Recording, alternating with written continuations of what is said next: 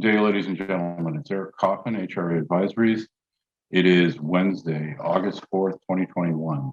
I'm here with Alexandra Woodry of Sherron. She is the CEO of Empress Royalty, a company I follow in the newsletter and own a fairly large schwack of, I might add. Alex just announced the fourth deal. This one's a stream deal in Peru. It's something she sort of alluded to in the past, but we now have the details. Can you walk us through this new deal, how it works, and what it looks like in terms of a financial deal? Yeah, no, absolutely, Eric. So we just announced that we've completed the Serra Antipite $10 million gold stream. We've executed the documents, and we've funded the first tranche for $5 million. So this is a gold stream on their project, which is currently in production in Peru. This is we have a 4.5% gold stream for the first 11,000 ounces, and then it drops down for a life of mine 1% stream. This will bring annual cash flow from Empress for about $2.2 million when it's fully at capacity. They're using the funds we're provided with them to take them from 750 tons a day to 1,000 tons per day. The IRR for us on this is a producing mine is 17%, and the NAV at 5% discount, $1,750 gold, is $14.8 million. So a really good investment for us. We've been working closely with this group for a while, and we're looking forward to seeing them get up to full production, hopefully within the next year.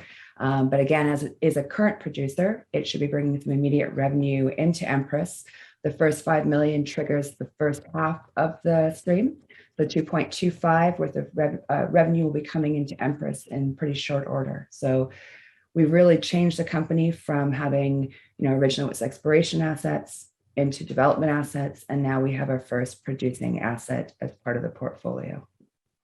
Well, congratulations on being a revenue generator. I'm not used to that with my portfolio. I wasn't sure that was allowed, actually, but I guess you're allowed to do that. One thing I think is worth commenting on, I don't know whether it was a factor when you announced it, but I kind of suspect it was.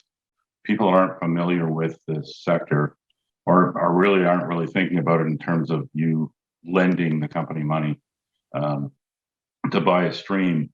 The IRR on this doesn't sound like it's high at 18%, but I mean, I think it's important to differentiate. This is in fact a producing asset that you'll be, the revenue starts coming back in a matter of days or a couple of weeks. I mean, it's, if you think of just some general sector, a company that's profitable, has revenues, track record, they go to the bank, they get pretty good terms. If you're, early stage exploration, you go to the bank, you get Jacko in the pool hall with a baseball bat if you want to make a loan. So I think it is important that people understand that you're essentially lending the company money at 18% interest, which is a pretty high interest rate for a profitable company. Yeah, and I mean, again, it's producing companies, so it's bringing immediate revenue into Empress. And when we look at the different categories and the different investment opportunities in front of us, obviously producing ones, they're in production. So you're looking at IRRs in between 16 and 20%. When you're looking at development companies, depending how far out they are and other factors, you can tend to get a little bit better multiple. But for us, it's about revenue. We want to bring revenue to the company that allows us to then expand our portfolio and drive this company forward. So we've been about generating revenue and focus on those types of investments from the very beginning. And it's amazing to be able to finally tell the world and announce that we've been able to bring on the first one, hopefully of many, into the portfolio. And and this joins 3 other royalties and streams. Do you want to give us a thumbnail of the 4 that you have now, and then maybe we'll talk about, so what does this look like in terms of when all of these are probably going to start paying you back, and what kind of revenues growth we're looking at? Yeah, absolutely. So we had the initial portfolio of 13 early stage exploration royalties. We brought on the Pinos royalty, which is the one in Mexico owned by Candelaria in November. We brought on the Manica one in Mozambique for $2 million in, I guess it was April. And then we've just completed the Talahueto one owned by Atale Mining for $5 million. That was a silver stream. All of those assets will be getting into production within the next year. And then now with Serra Antipite, which is already in production, it'll bring immediate revenue. So what this means overall is when everything gets fully ramped up, And, we'll be seeing probably about $500,000 in revenue this year, US. Next year's about $6.7 million US is what we're projecting. And we're forecasting 2023, 9.3 million going up to over $12 million in 2024. So that's with the 3 development projects coming online, with the producing company getting to the full capacity, 1,000 tons per day. And that's assuming we didn't do anything else. That's ignoring the extensive pipeline and other opportunities we're looking at. So significant revenue coming into Empress in the next couple of years. And there's, I know because you and I've talked about this, one thing you always look for, and it's an important precursor to you even deciding to do due diligence, I think. You can only kind of do, NPV on what's out there publicly, but all of these deals you've done, part of the reason for the selection was that you think there's a lot of upside potential in both resource growth, but also potentially, obviously, the mine increasing production rates and increasing the return to you. No, absolutely. And that's part of our investment criteria. And when we're looking at the opportunities here, obviously there's what's in 43-1s and Dorks, but there's also the upside that we're able to see. I mean, we're so close with these management groups. We're in their data rooms. We're dealing directly with the company and the management teams. We're going through all of their models. We're building on cash flow models. So we do understand the upside there. It's just, it's hard to talk about it as a potential, but we're very comfortable, obviously, the returns, but expect everything to get even more interesting. Just based upon what we've got to date on those 4-1s and where their base case projections, that gives us about a US $44 million NAV. So our PNAV is about 0.68 times. And then if you look at the peer group or the industry standard, it's about 1.41. So you can really see how deeply discounted we are now compared to the peer group. Yeah, and I would think normally I'm well acquainted with Tawato. I know much of that one too. I'm very comfortable with that group, and I think is that the next one, or is that the third one that comes on? I'm not sure when does Manica start? So Manica could be starting in Q4. So we've got Sierra now not get fully ramped up. Manica could come in Q4, and then Tawato is sort of the end of the year, beginning of next year when that starts coming online for us. Yeah, so those are. I would expect as these start cash flowing, it would be irrational to me anyway. It's part of my thesis to expect your PNAV to start lifting to get more into the range of the peer group, which, as you said, is an average of twice as much as you've got now. Now that you've done the Peruvian deal, you funded the first tranche, where does that leave you cash-wise right now? We've got about $6 million Canadian cash at the moment. So we've got, healthy cash we're sitting on. We just recently amended our agreement with Endeavor Financial to include debt and M&A. So we're looking at what options we have. And, we're very excited about what we're going to be able to do in the short term. And I'd point out that's a pretty normal evolution for a royalty company. Once a royalty company becomes a revenue generator, once it has a top line, usually it's pretty standard that if you can find good deals that have high enough returns, you lever the balance sheet, essentially you take on some debt.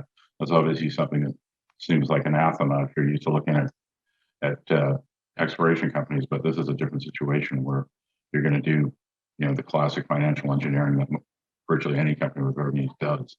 And in those terms, I know you can't really say that much at this point. You haven't got anything locked down, but I know there's a lot of stuff in the pipeline. Have you got a sense that there's 1 or 2 or 3 of those that are maybe not too far down the road, or some of them getting close? Yeah, some of them are definitely getting close. We've got exclusivity now on 2, or we're still looking at the one in Africa. The technical due diligence and COVID slowed that one down a little bit, unfortunately.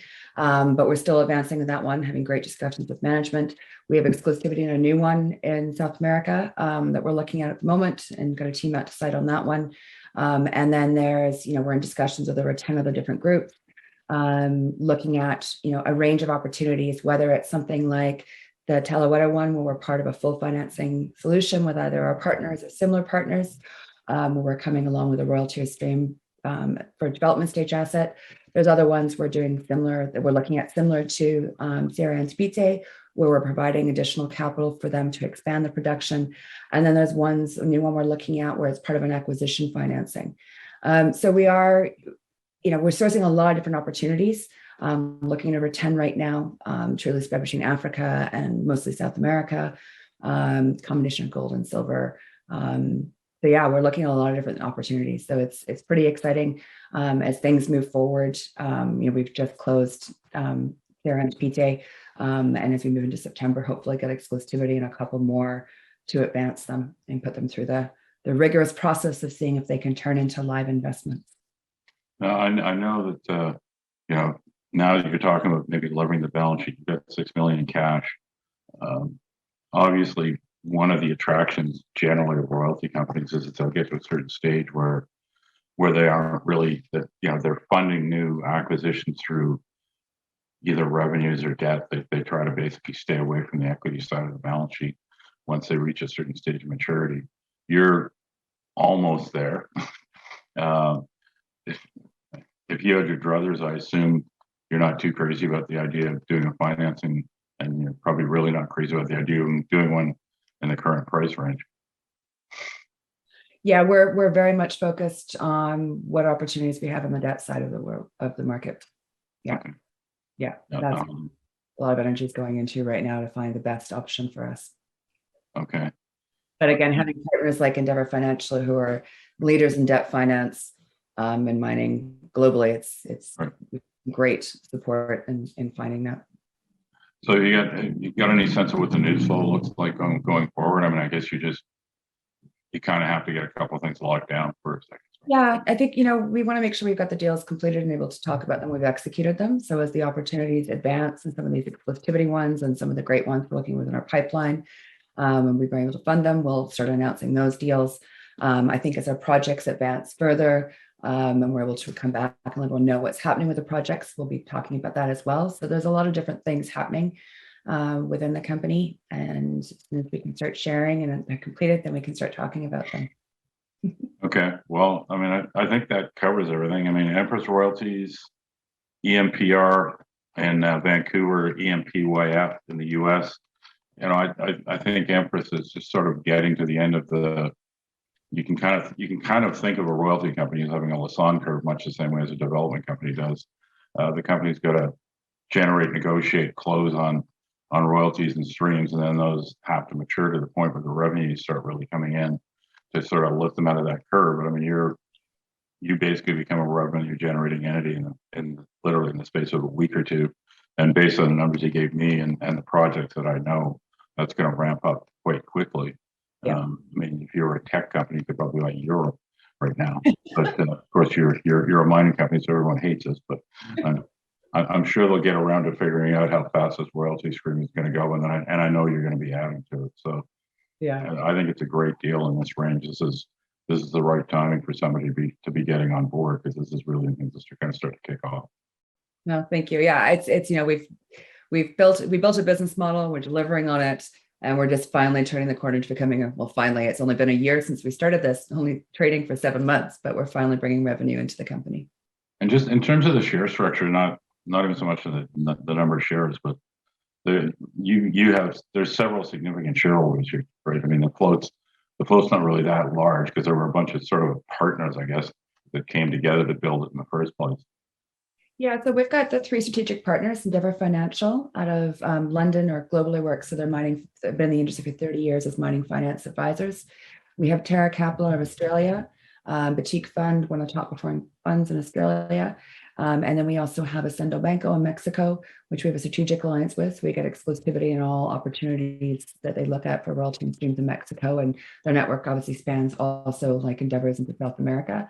So the 3 partners all own and management and board. We own 38% of the company. So we're very much in line with shareholders see value creation. Endeavor Financial's managing directors, our chairman, and Jeremy Bond, the founder of Terra's, one of our directors in our investment committee with myself and David. And Javier Reyes just recently joined as strategic advisor to Empress. So we're very hands-on, involved shareholders, all wanting to see the company grow and building this company out. Sounds great. There you have it. Empress Royalties, new royalty and streamer, about to be revenue generating. That's it for today. Thanks, everybody. Thanks, Eric.